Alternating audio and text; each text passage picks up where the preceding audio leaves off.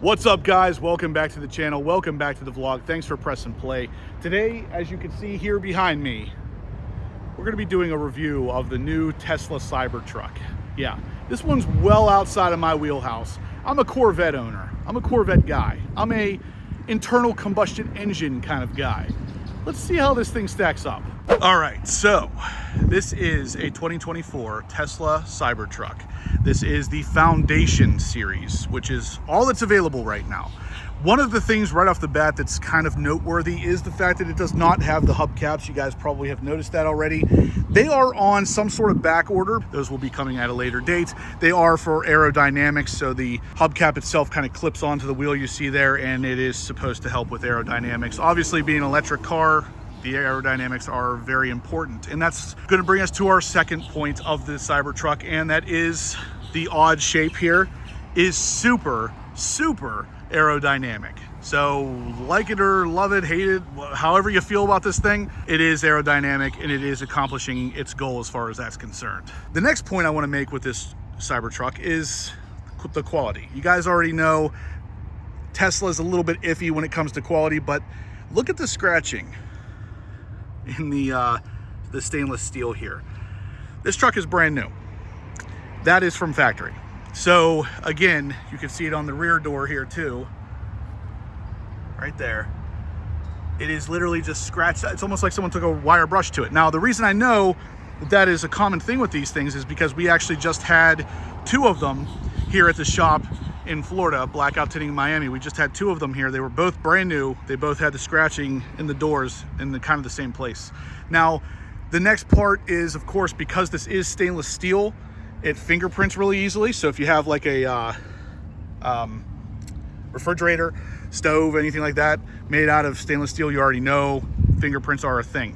And that's why the other Cybertruck we had here at the shop got a vinyl wrap to prevent that kind of stuff. There's a lot to cover here with this particular review, guys, so let's start with all of the outside stuff. Obviously, we have pretty large tires. This is a truck at the end of the day, and even though the hubcaps are not on there, we are looking at 20-inch wheels, 285, 65, 20s, and they're supposed to be a little bit more aggressive, a little bit more off-roady, so we can do some off-roading in the four-wheel drive vehicle. Now, this particular truck, given that it's the Cybertruck, does have four-wheel steering, and I'll demonstrate that for you right here.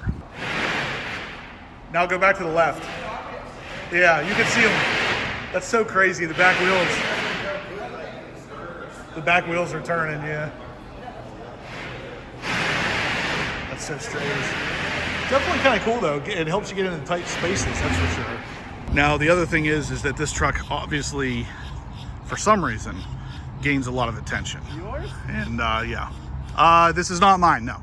But it's for our shop. As you can see, random people stop and want to talk about it. So, like it or not, it is attention grabbing because of how strange it is.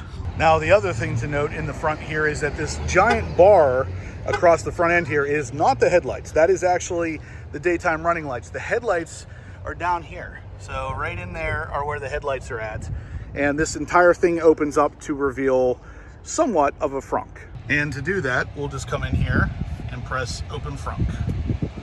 Just like that, the frunk is now open. So come around the front here and we'll be able to see everything that you can or can't fit in the front. There's not a whole lot of room here, but again, garnering us some attention, but yeah, no engine, but not a whole lot of space here either. So kind of interesting decision here on Tesla's behalf. But either way, that's the frunk. And then we'll come back inside and hit close frunk, and she closes up. We do also have the option to adjust the ride height here, which is interesting. You can open the tonneau and the tailgate right from the screen as well. We'll get more into that in a second. Coming around the back of the truck, we get, of course, your typical tailgate and the electric tonneau cover, which is actually controllable from the outside here as well. So I can press this button here to open the tailgate. Now it is electronically actuated to open, but you cannot close it with this button. So you do have to close this like a normal tailgate, unfortunately, although it is pretty light. Now you can also control the tonneau cover from here. When I hold it, it's gonna roll up. It's got some LED lighting in there as well. Hold it down and it's gonna close it up. I can definitely agree this is not for everybody. If you guys are like me and you were born around the Back to the Future times, the last time we saw a stainless steel vehicle was of course the DeLorean, but this is kind of nostalgic for that purpose. But at the end of the day, I can clearly see why most manufacturers do not make cars out of stainless steel. This is scratch prone, fingerprint prone, and depending on what gets on the surface of it, it could look like it's rusting. So yeah, I don't know that I love the exterior, but it is pretty cool. It's got a cool factor just because, like I said, Back to the Future. Looking at the front, we literally have a 4-foot long windshield wiper. This thing is gigantic, but I guess it will do the job. So it's big enough to get the entire windshield with only one. It's very Halo-esque. If you guys ever played the video game Halo, I feel like this thing was in Halo. Anyway, let's jump inside, take a look at the interior. To open it up, we want to come up here, push this button, and it's gonna pop the door open. And this is what we get. So we get some white leather, which is fairly lumpy, inconsistent, typical kind of Tesla quality, it seems. But really a basic approach here. There's not a bunch of buttons. You get just your window buttons, the door pop button, and that's pretty much it. There's no buttons on the center console, it looks like. Of course, that's the key for those of you who don't know. We have the majority of everything is housed on this giant screen. Even up on the dash, there's not really much going on. There's no heads-up display. We get the steering wheel, which they like to call a yoke, which is definitely, again, you either love it or you hate it. We get a little bit of lighting up here, some Alcantara / suede on the roof, big glass panel all the way back, and even the roof or the windshield itself extends up beyond the actual visors. So the windshield goes up quite a bit, and then you have this tiny little rear view mirror. But that's pretty much it. Lots of room up here because there's no transmission or anything that needs to be housed down there. You got your gas pedal, your brake pedal, and then of course in the back it's the same thing. You press the button to open up the door. Again, kind of inconsistent looking leather, some Alcantara on the B pillar here. Fairly roomy back seat, and then you got your back glass that you can see into the normally you'd be able to see into the trunk there with the tonneau cover open. All that glass up at the top kind of acting as a sunroof, and a secondary screen here in the back for the people to be able to adjust their air conditioning and music and everything back here as well. So again, pretty basic. It doesn't look like a whole lot going on in there. So I would say the next step here is to go for a drive. Let's see how this thing rides. So here we are sitting in the Tesla Cybertruck, and we got a little Cybertruck icon here on the steering wheel. It just looks like some triangles. But again, the screen here is where all of your options are housed. We have a range right now of 224 miles, which looks like about 75% charge. This is just kind of the interior from the driver's point of view. Again, a really very small mirror. Like, I'm not really sure what that's all about, but yeah, that's it. We're ready to go. As soon as you open up the door, the air conditioning is on already. It's basically ready to go. You will just put your foot on the brake, and we can then decide from here if we want the car to go forward. Just swipe forward, and now we're driving. This was always kind of cool to me, is that the car, or in this case the Cybertruck, can actually detect the cars near you. So it says there's an SUV in front of me, and sure enough there is an SUV. It says there's a car beside me, and sure enough there's my C6.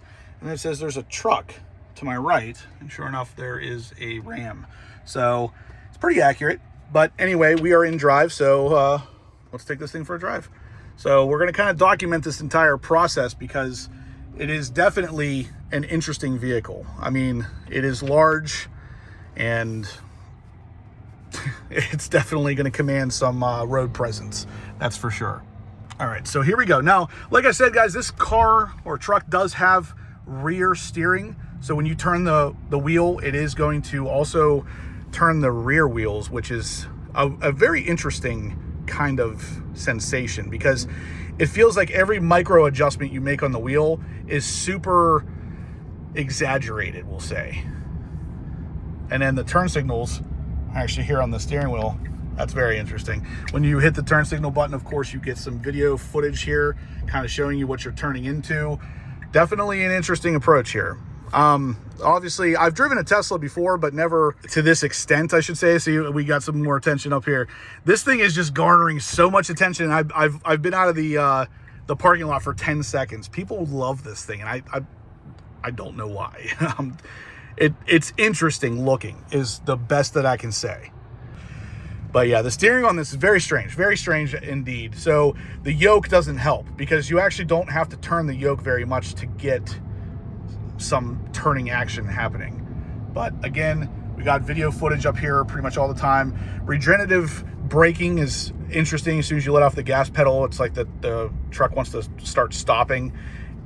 An interesting feeling. I know you can turn some of this stuff off, but this is just kind of my initial approach, my initial reaction, I guess I should say, to Tesla in general. I do like the turn signals on the buttons on the wheel, though. I think that's kind of cool. The steering of this thing is definitely very strange. It feels almost fake, and I guess it kind of is.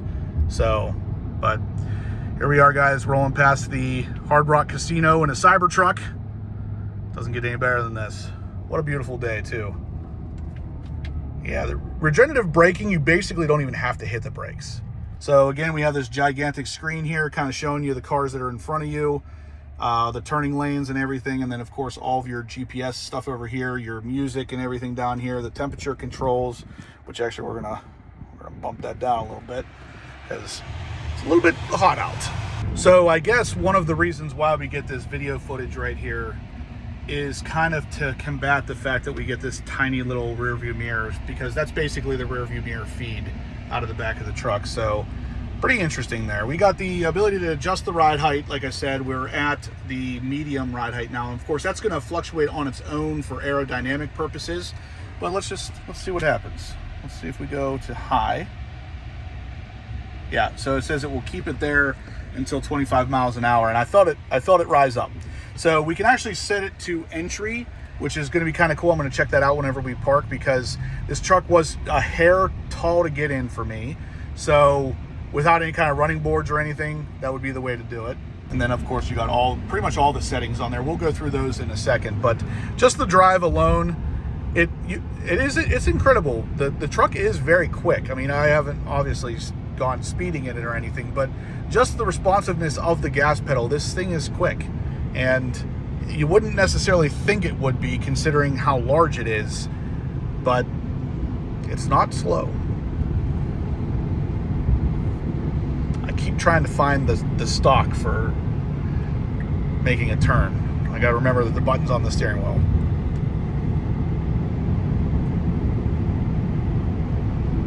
So yeah, guys, it actually rides very smooth. The roads here in Fort Lauderdale aren't necessarily the best, and yeah, it's a comfortable ride. So it is very large. You feel its presence on the road, but other than that, the ride quality of it is surprisingly good. One thing to really keep an eye on, I guess, I don't know, it's one thing to note, I guess, is how far up there that dashboard. Like, I couldn't reach up there if I had to at this point. I can reach up about halfway. So if you ever had to clean that out or pick something up from up there, it's going to be tough. I feel like that's additional storage to some degree. Pretty cool option here to have all of the cameras up on display as you're driving, so you can see the visibility out of the front's not necessarily the best, but you got a camera there too, so it can help kind of fill in the blank spots. Same with your left and right visibility, not the greatest, but you got your cameras here to help fill in, so works out nicely. And to put it in park, we'll just tap the P, and that's it, we're in park. So definitely very interesting setup here. So a lot of this stuff, guys, is the same for pretty much any Tesla. So if you've driven a Tesla before, you probably know all this stuff, but I'm going to go through some of it anyway. Obviously, we have our ability to fold our mirrors in. If we hit that button, it does exactly what it sounds like. And you can save the location for when your mirrors fold in as well. We'll just go ahead and unfold those again. Like I said, we can adjust the ride height, medium, low, entry. Actually, let's go ahead and do entry, so I'll film right here while we're doing it so you can kind of see it coming down.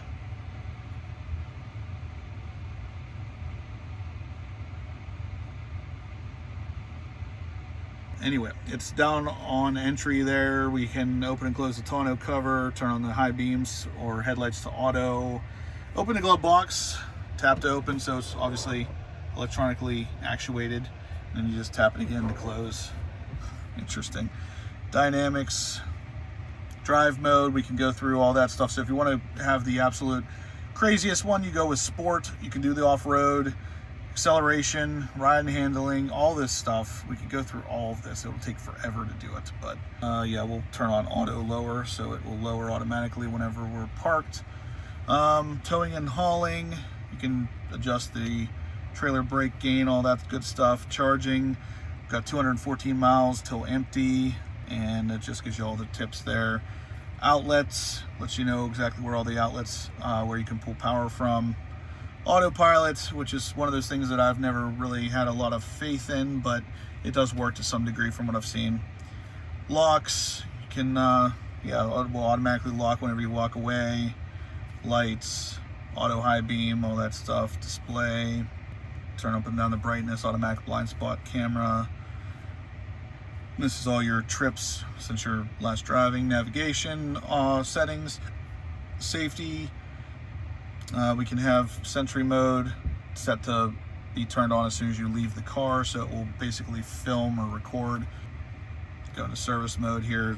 This is where your tire PSI is at, which is actually recommended at 50. A lot of stuff in there, but at the end of the day, everything that really is controllable is done through the screen versus having buttons everywhere. So we have turn signal buttons here, high beams and cruise control, and your windshield washer fluid stuff, and then your window buttons on the doors and the button to get out. But other than that, everything else is on the screen. So to open the front, tailgate, all that stuff's up there as well. So that's pretty much gonna do it. I'm gonna go over the outside of the car one more time and talk a little bit more about the specs of this truck if you guys are interested in something like this. But my impressions are, it's interesting. I don't really see the need for something like this personally, but I think as a truck, you can get better trucks. As a car, I think the idea of a Tesla is kind of cool as a second or third car just for gas savings. But at the end of the day, I'm more of a gas kind of guy, so I don't really see the point. But if this is your thing, it is kind of cool. Now, again, you can kind of hear the air conditioning is on, and as soon as I open the door here, and once I step out, I can close the door and everything in here will shut off. So you don't have to push anything to start the car. You don't have to push anything to shut off the car. All you do is kind of get in, put it in drive, and go. There's no starting process to this, which is interesting. You will, however, want to grab the card because this is technically the key. So yeah, this is the key to the car. You want to grab this, and as you get out, it's kind of like a normal vehicle at this point. You step out, close the door, and everything kind of shuts off. So as mentioned earlier, this Tesla is, of course, the Foundation series, and this one is the Cyber Beast tri-motor Cybertruck. What that means is you get 3 motors, obviously, all-wheel drive, 301 miles estimated range with the all-terrain tires that are on there, and you can actually get up to 320 miles estimated range with the all-season tires that will be available later in 2024. This also gives us a 2.6 seconds 0 to 60 miles per hour time, a 130 mile an hour top speed, 845 horsepower, and 11,000 pounds of towing capacity. What is specific with the Foundation Series Cybertruck is that you get the limited edition configuration, the laser etched Foundation Series badge, Foundation Series cabin graphic, 20-inch Cyber wheels with 35-inch tires, the white decor inside, off-road light bar, premium accessories, PowerShare home backup, PowerShare mobile connector, full self-driving beta capability, and lifetime premium connectivity. Now, the biggest thing you get with the Foundation series is you get it a little bit earlier, but you do pay for it. At the end of the day, this is a really ridiculously large truck that can do 0 to 60 in 2.6 seconds. That's what really should stand out. Anyway, guys, that is going to do it for today's video. So if you like this review kind of from a Corvette owner's perspective of a Tesla Cybertruck, smash that thumbs up button. Let me know you're liking the content, and we'll keep doing this kind of stuff for you. But in the meantime, go ahead and subscribe so you don't miss anything like this going forward. Yeah, let me know what your thoughts are down below. I'm curious what you think of this truck, and I will catch you guys in the next upload. Tell me what you think about it. It doesn't have any controls. Do you think it's weird? Yeah, it just drives itself. What do you think of the way it looks? Like a spaceship. Yeah. Well, there you have it, folks. The wise words of Amber on the Cybertruck.